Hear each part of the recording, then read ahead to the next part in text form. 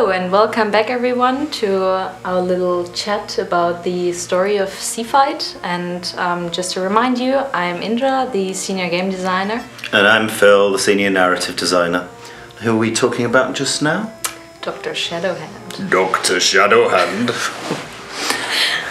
Yes, Dr. Shadowhand.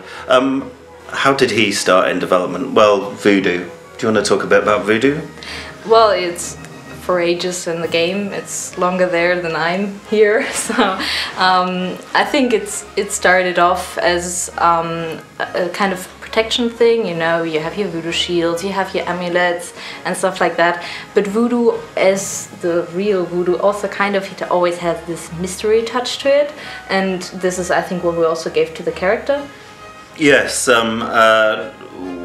the voodoo, it was important for me not to just make voodoo a race or a culture, because I mean cultures have more than that. So the voodoo culture is linked to the Fanway, and the Fanway are a tribe of people with devout beliefs about blood and soul and the importance of blood and soul, where the magic's developed from. So yeah, it apes what voodoo is meant to be in the real world here, but we've obviously put a more mystical and interesting spin on it. Yeah, and also, I mean, we have the fantastical parts. I mean, kind of zombies derive in our game from voodoo as well, because they touch the death, kind of. And yeah, it's pink. Yes. Or purple. Or purple. Shadowhand is an interesting character, though.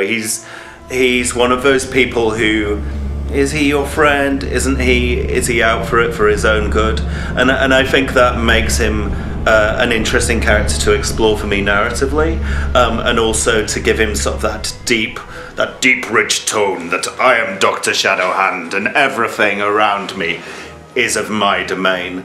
And we've sort of, he's quite important in the plot, in a design point as well, isn't he?